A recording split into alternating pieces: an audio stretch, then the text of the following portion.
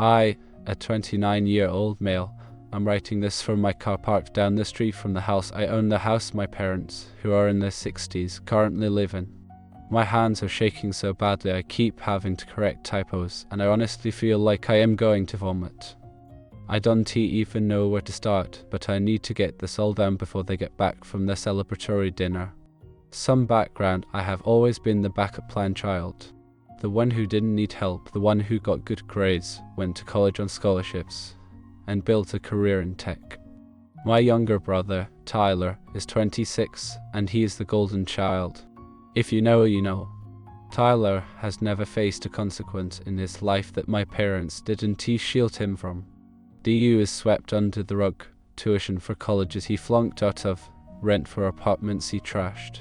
My mother, specifically, has a martyr complex the size of Texas. She believes Tyler is just unlucky and misunderstood, while I am cold and unfeeling because I stopped lending him money 3 years ago. 3 years ago was when I bought the house. My parents lost their home in 2018 due to bad financial planning and my dad's health issues. At the time, I was doing well. I bought a modest, single-story 3-bedroom place in a decent suburb. The deal was simple: the house is in my name solely.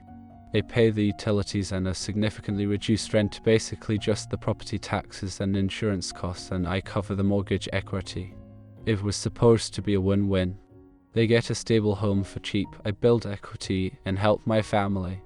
The one rule I had, the absolute, non-negotiable hard line, was that Tyler could not live there. Tyler is an addict, struggling with gambling and substances, and he is destructive. I told my mother, eye to eye, if Tyler moves in, you move out. I am not financing his lifestyle anymore. She cried, called me harsh, but agreed. Fast forward to this afternoon. My parents told me they were going out to a casino resort for the weekend, ironic, considering the family history, to celebrate their anniversary. I have a spare key, and I went over to check on her water pressure issue my dad had mentioned vaguely in a text last week. When I walked in, the smell hit me instantly. It wasn't the usual smell of my mom's potpourri. It smelled like stale vape smoke and unwashed laundry. I walked into the living room, and there was a sleeping bag on the couch. Not just a sleeping bag, a pile of dirty clothes, empty energy drink cans, and an Xbox setup that I know belongs to Tyler. My heart sank. They had moved him in. I didn't know how long he'd been there, but judging by the ring of trash around the coffee table, it had been weeks. I was seeing red. I was ready to call them right then and scream. But then I saw the mail. Usually, my parents are meticulous about hiding the mail if I come over. Today, in their rush to get to the casino, they left a stack of envelopes on the kitchen counter. Right on top was a large certified mail envelope from a lending company I didn't recognize. It had been opened. The return address was for a hard money lender based in the city. Curiosity, or maybe gut instinct, made me pull the papers out. I froze. It was a notice of default. According to the documents in my hands, a loan of $60,000 had been taken out against the equity of the property 6 months ago for emergency renovations. I stood there in the silent kitchen, reading the lines over and over again, trying to make the words make sense. I didn't take out a loan. This is my house. My name is on the deed. My credit is locked. How is this possible? I flipped to the signature page, and there it was. My name, signed in a looping, shaky cursive that looked nothing like my signature, but looked exactly like my father's handwriting when he tries to be neat. Besides, it was a notary stamp from a woman I've never met. I felt the blood drain from my face. I started tearing through the rest of the house. I went into my dad's office, the second bedroom. I didn't care about privacy anymore. I ripped open the filing cabinet. I found a folder labeled T-Legal. Inside, I found the timeline of a disaster I knew nothing about. Number 1. Tyler had gotten into deep trouble with a bookie or some loan shark 6 months ago. We were talking break-your-legs type debt. Number 2. My parents didn't have the cash. Number 3. They applied for this predatory, high-interest loan using my house as collateral. Since they share the same last name and have all my personal info, social security number, birth certificate copies from when I was a kid, they managed to identity theft their way through a less than reputable lender. Number 4. They forged my signature. They lightly paid off a shady notary to look the other way. Number 5. They took the $60,000, paid off Tyler's debt, and bought him a used truck. I found the bill of sale for that too. Number 6. They haven't made a single payment on the loan. The interest has ballooned. The lender is threatening to start foreclosure proceedings on my house in 30 days. I sat on the floor of that office for 20 minutes, just staring at the wall. I felt sick. The trail doesn't even cover it. This is financial rape. They risked my future, my credit, and the roof over their own heads to bail out Tyler again. And they didn't even have the decency to tell me. They were just going to let it crash and burn, or maybe they thought they'd win big at the casino this weekend and fix it. I took photos of everything. Every document. The sleeping bag in the living room. The bond I found under the sink in the guest bathroom. The foreclosure notice. The forged signature. I called my wife, sir. She's the calmest person I know, but when I told her, she started screaming. Call the police, right now. Do not pass go, call the police. But here's where I am struggling, and why I am sitting in my car like a coward. If I report this as fraud, my parents go to jail. My dad is sick, jail might kill him. My mom is delusional, but she is my mom. If I don't report it, I'm on the hook for $60,000 plus interest that I do not have, or I lose the house. I texted my mom 5 minutes ago. I wrote, "Where are you guys?" She replied, "Just checking into the hotel, so excited. Ty is watching the house for us. Don't worry about stopping by." She literally admitted he is there. She thinks I am stupid.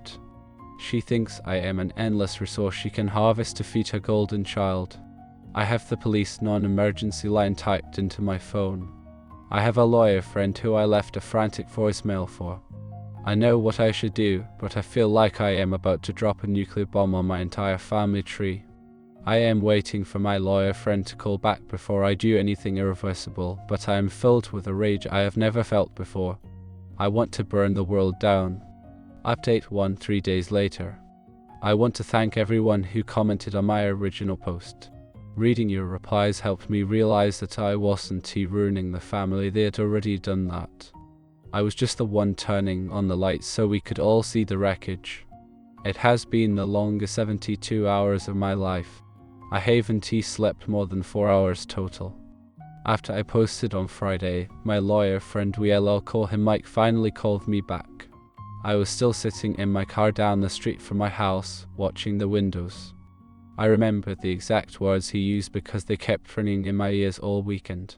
He said, "OP, listen to me closely. In the eyes of the law, there is no gray area here. You have 2 choices. Option A, you file a police report for identity theft and forgery. This effectively freezes the debt responsibility while the investigation happens. It clears your name, but your parents will face felony charges. Option B, you do nothing. By doing nothing, you are tacitly accepting the debt. You will be liable for the $60,000, the interest, and the eventual foreclosure. You cannot save the house and save your parents. You have to pick one."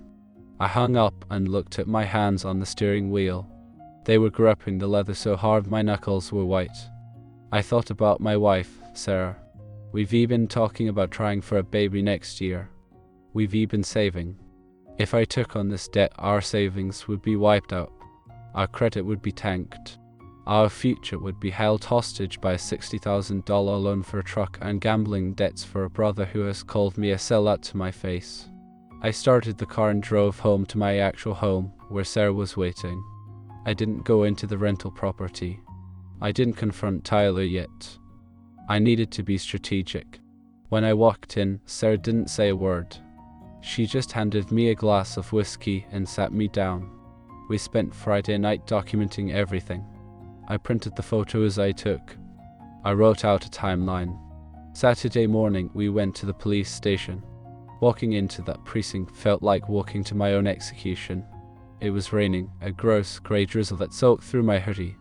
I sat across from a desk sergeant, a guy named Officer Reynolds, and laid it all out. My parents forged my signature on a deed of trust, I said, my voice cracking. Officer Reynolds looked at the documents, then at me. Son, once we file this, it's out of your hands. The district attorney picks it up. You understand that? I understand, I said. But I felt like throwing up. I signed the affidavit. It was done. The mechanism of the law had started to turn, and I couldn't stop it. The confrontation. My parents were scheduled to return from their casino trip yesterday, Sunday evening, around 6:00 p.m. Sarah and I went over to the house at 4:30 p.m. I used my key. The chain lock wasn't on, thankfully. Tyler wasn't in the living room, but I could hear snoring from the guest room. The house smelled even worse than before, a mix of stale pizza and a distinct, sweet chemical smell of heavy vaping. We sat at the dining room table. I put the stack of evidence in the middle, the loan papers, the notice of default, the police report number, and a printed eviction notice. We waited in the dark. At 6:15 p.m., headlights flashed through the front window. I heard car door slam, then my mother's laugh. It was a happy, carefree sound that made my stomach churn. She sounded lighter than she had in years, probably because she thought she'd pulled off the scam of the century. The front door opened. Home sweet home, my dad announced, holding in a suitcase. My mom followed, holding a shiny new designer purse. Tyler, Ty, we brought you leftovers from the buffet.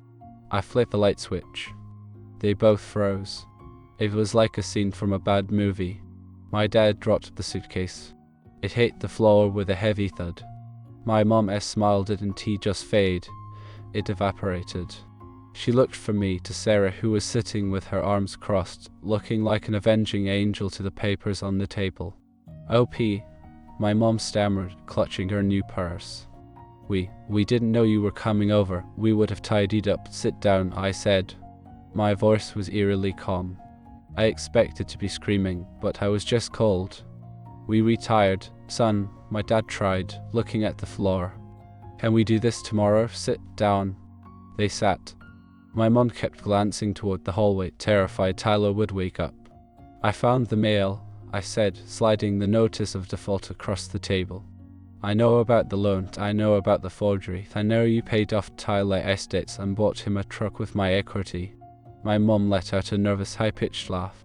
Oh, that OP, honey, you overreacting. It's a bridge loan, just temporary. Daddy had a system at the blackjack tables this weekend, and we actually won a little. We were going to make the first payment tomorrow. We were handling it. You forged my signature, I said. That is a felony. It was an emergency, she snapped, her tone shifting instantly from sweet to defensive. Your brother was in trouble, real trouble. These men were going to hurt him. OP, what were we supposed to do? Ask you. You would have said no. You were so heartless with him, so you stole $60,000 from me. We didn't steal it. My dad piped up, finally looking at me. His face was grey.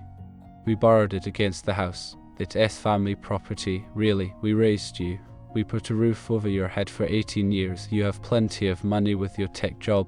You wouldn't even miss the equity. I looked at Sarah. She was shaking her head in disbelief. I filed a police report yesterday. I dropped the bomb. The silence that followed was deafening. You could hear the hum of the refrigerator. My mother stood up so fast her chair tipped over. You what? I filed a report for identity theft and forgery. I gave them copies of the documents. I gave them the notary's name. You called the police on your own parents. My mother screamed. It wasn't a question, it was a shriek. After everything we did for you, I gave birth to you. I wiped your ass, you ungrateful little snake. She lunged across the table. I didn't move, but Sarah stood up. My dad grabbed my mom's arm to hold her back. Undo it, my dad hissed. Call them right now and tell them it was a mistake. Tell them you signed it and forgot. No, I said. If you don't, my dad said, his voice trembling with a mix of fear and rage, I will never speak to you again. You will be dead to us. Do you hear me? You are destroying this family. You destroyed it when you signed my name. I shot back. And by the way, Tyler is living here. That was the one rule, the only rule. He needed a place to recover. Mom was crying now, ugly sobbing. He is sick, he has a disease, you resending your father to jail over money, it is just money. At that moment, the hallway door banged open. Tyler stumbled out. He was wearing boxer shorts and a t-shirt, looking bleary-eyed and high. "What is all the yelling?" he mumbled. He looked at me, then at the scene. "Oh, useless is here. Tyler, get your stuff," I said. "You leaving?" "I ain't going nowhere," he sneered. He walked over to the fridge and grabbed a soda, completely unbothered. "Mom said I can stay as long as I want. I am the owner of this house," I said, standing up. "And I am evicting all of you, but Tyler leaves tonight, right now." Tyler laughed. He actually laughed. He took a sip of his soda and spit it on the floor near my shoes. "Make me, computer boy." I looked at Sarah. She had her phone in her hand. "I am calling 911, she said clearly. "I feel threatened. Don't you dare." My mom screamed, rushing at Sarah. I stepped in between them. My mom hammered her fists against my chest. "Don't you hurt him. Don't you dare call the cops on my baby." My dad was shouting at Tyler to go to his room, shouting at me to call off the police, and shouting at my mom to calm down. It was chaos. Sarah hit the call button on speaker. 911, what is your emergency? I need police at this address. I have intruders who are refusing to leave and are becoming violent. My husband is being assaulted. When my mom heard the operator's voice, she stopped hitting me. She stared at me with pure hatred. "I wish," she whispered, low enough that only I could hear, "that I had aborted you." That broke something inside me. The last thread of guilt I had snapped. "Pack your bags," I told them. "The police are on their way. You can leave voluntarily, or you can leave in handcuffs." We waited on the front lawn for the police to arrive. My parents and Tyler stayed inside, locking the door. I could hear them screaming at each other through the walls. The police arrived about 10 minutes later. Update to 3 weeks later. It has been 21 days since I watched my younger brother get tased in the living room of the house I own. I wish I was joking. I wish this was a creative writing exercise. But I am currently sitting in a hotel room because my own house, my actual home with Sarah, feels unsafe due to the harassment we've been receiving from extended family. A lot has happened. It is messy, it is legal, and it is ugly. The night of the eviction when I left off, Sarah had called 911 and the police were pulling up. 2 officers, a younger guy named Officer Martinez and an older, tired-looking sergeant named Miller, approached us on the lawn. I explained the situation. "I am the homeowner. I have the deed.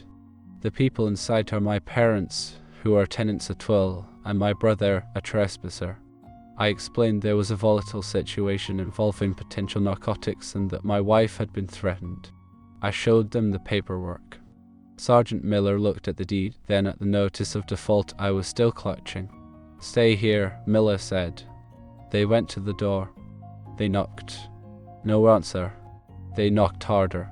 "Police, open up." We heard screaming from inside. Then the sound of glass breaking. Officer Martinez looked at Miller. That sounded like the backslider. They didn't wait. Martinez went around the back. Miller kicked the front door. It wasn't locked. My parents had just barricaded it with a dining chair wedged under the knob, which snapped instantly. I followed them to the threshold, Sarah gripping my hand so hard her nails dug into my skin. The smell inside was indescribable. In my last post, I said it smelled like vape and laundry. I was wrong. Once the door was fully open, the underlying stench of sewage and rot hit us.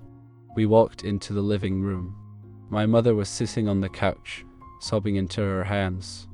My dad was standing by the hallway, clutching his chest, his face pale and sweaty. He ran out the back. My dad yelled at the cops. "He is scared, don't shoot him." Officer Martinez radioed from the backyard. "I got him. He tried to hop the fence and got hung up." They dragged Tyler back and through the sliding glass door a minute later. He was fighting them, screaming that they were violating his rights, that this was his house. When he saw me, he lunged.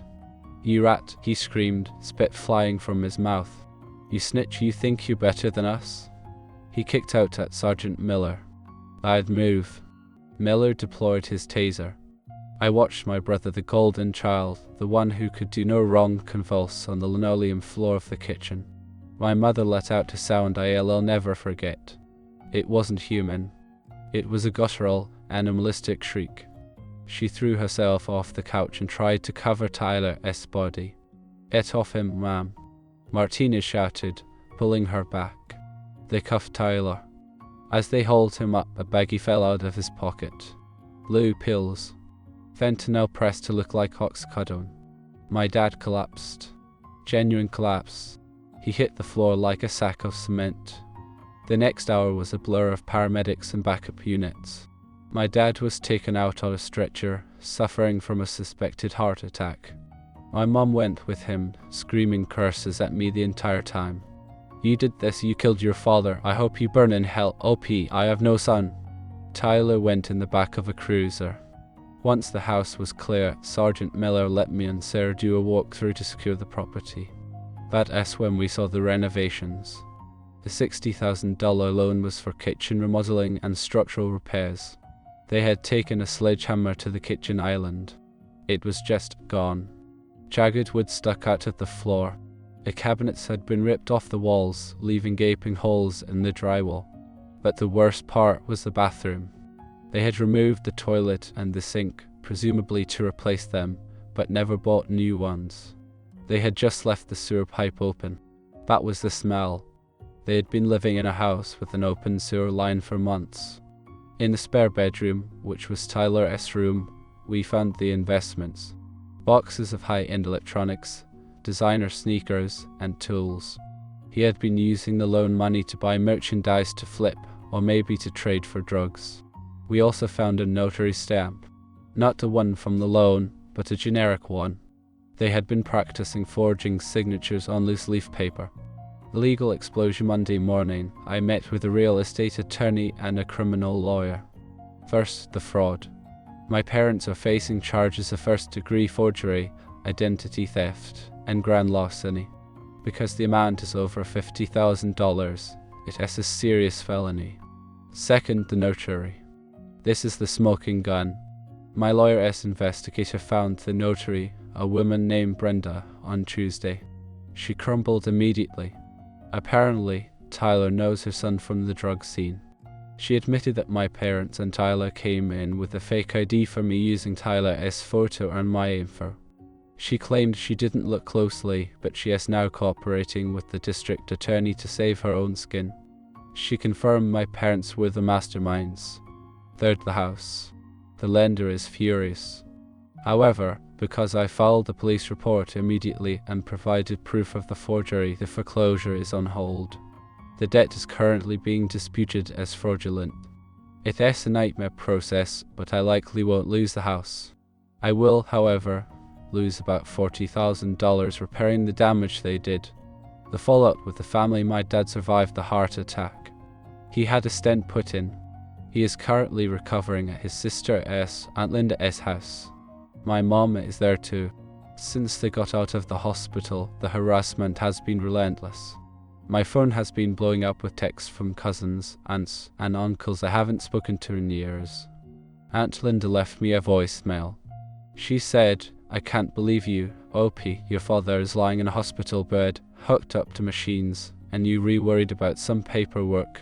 That's money, you have a good job, you can make more money, you can make another father, drop the charges, tell the district attorney it was a misunderstanding. If you send your parents to prison at their age, you are a monster. Do not show your face at Thanksgiving."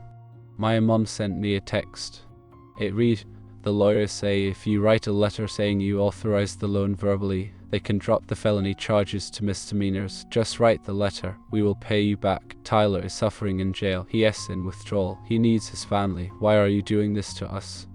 Note the lack of apology. Note the we will pay you back lie." I blocked them all. Sarah and I changed our numbers 2 days ago.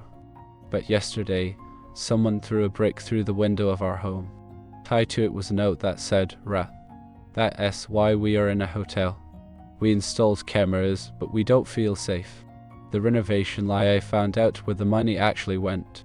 We got access to some bank statements left in the house. Ironically, they were meticulous about keeping receipts. $12,000 to a consultant, which turned out to be Tyler S. Bookie. $18,000 on the used truck for Tyler, which is now impounded. $5,000 at the casino. They lost it all in 2 days before I caught them. $10,000 in cash withdrawals, likely for drugs. $15,000 sitting in an account in my dad's name, which has now been frozen by the police. They didn't spend a dime on the house. The demolition and the kitchen? Tyler did that in a rage one night because he couldn't find his stash, according to a neighbor who heard a noise. Current status: Tyler is being held without bail because he had a warrant out for a probation violation in another county that we didn't even know about. Fentanyl charge is going to put him away for a long time. My parents have an arraignment hearing next week. My lawyer says they will likely be offered a plea deal, but it will involve felony probation and restitution. They will have a criminal record. They will never be able to rent an apartment easily again. I am mourning them. I realize that now. I am not mourning the people they are. I am mourning the parents I thought I had. I spent my whole life trying to be the good son so they wouldn't have to worry about me, thinking that one day they'd appreciate it. Instead, they saw my stability as a weakness to be exploited. I sent one final email to Aunt Linda and the rest of the flying monkeys before blocking them. It read, "Mom and Dad forged my signature to steal $60,000, destroyed my property, and exposed me to foreclosure. They chose to commit felonies. I am choosing to protect my wife and my future. If you contact me again, I will file harassment charges against you too. I feel like an orphan, but at least I am a solvent one." Final update 2 years later. I am writing this from the patio of a new house. Not the rental property, and not the house Sarah and I lived in when the brick came through the window. We moved about 3 months after my last update. We moved 2 towns over, unlisted our numbers, and effectively vanished from the radar of my former life. Inside, my 14-month-old daughter, Maya, is napping. Sarah is gardening. It is quiet. I realized I never closed the loop on this saga for the internet. For a long time, I couldn't. I was too busy swimming through depositions, criminal court hearings, and therapy. But I logged into this account today and saw hundreds of messages asking if I was alive. I am, and I am free. Here is the conclusion to the destruction of my family of origin. The legal outcome: the justice system is slow, grinding, and exhausting. It took nearly a year to get to a resolution. My parents initially pleaded not guilty. Their public defender tried to argue that I had given verbal consent for the loan and that the signature, while unconventional, was authorized. My lawyer destroyed this defense with one piece of evidence: the timeline. We proved that on the day the notary claimed I signed the documents in her office, I was actually on a Zoom call for work, physically located in a server room with badge in and badge out logs to prove it. Once that alibi was cemented, their house of cards collapsed. Tyler didn't even make it to trial. He took a plea deal for possession with intent to distribute fentanyl and the probation violation. He was sentenced to 6 years in state prison. He is currently incarcerated. I haven't spoken to him, but I get automated victim notifications when he has moved facilities. For Mom and Dad, this was the hardest part. The district attorney wanted to go for the throat, but my dad's health was legitimately failing. He looked like a skeleton at the hearings. In the end, they accepted a plea bargain. They pleaded guilty to felony forgery and grand larceny. Their sentence: 5 years of strict probation, 500 hours of community service, restitution of the $60,000, which I will never see. And the kicker: they were convicted felons. This meant they lost their social security housing eligibility for certain senior communities. The flying monkeys and Aunt Linda, this gives me a grim sense of satisfaction. Remember Aunt Linda? The one who called me a monster and told me I was dead to the family. Well, she took my parents in. She was the good sister. She let them live in her basement after they were evicted from my property. She posted long Facebook rants about how I was an ungrateful son abandoning my elderly parents. That lasted exactly 4 months. Turns out my parents are professional leeches. They didn't pay Linda rent. They ran up her utility bills. My mum started criticizing Linda's cooking and parenting. And the cherry on top, my dad stole Linda's prescription painkillers. I heard through a cousin that Linda threw them out on the street. She actually tried to call me to apologize. She left a voicemail sobbing, saying, "I didn't know they were this bad. I am so sorry. OP, you were right." I deleted the voicemail without listening to the end. I don't need her apology. Her suffering was validation enough. The bank eventually dropped the foreclosure proceedings once the fraud was legally proven. It took months of paperwork to clear the title. I fixed the drywall. I replaced the toilet my dad ripped out. I painted over the walls my mother had smoked in for years. But every time I walked into that house, I felt sick. I saw my brother being tased in the kitchen. I smelled the rot. I sold it. The market was hot. I sold it to a nice young couple who didn't know the history. I used the proceeds to pay off the remaining mortgage, covered my legal fees, and put the rest into a college fund for Maya. In a way, my parents finally did contribute to the grandchild's future by forcing me to liquidate an asset that appreciated in value. Where they are now, I don't know exactly, and that is a deliberate choice. I know they are still in the state because of their probation terms. Rumor has it they are living in a rundown motel that accepts weekly payments, surviving on my dad's pension and social security. They have no assets. They have no family left who will speak to them. About 6 months ago, I received a letter in the mail. It had no return address, but I recognized my mother's handwriting. I stood by the mailbox for a long time, debating whether to burn it.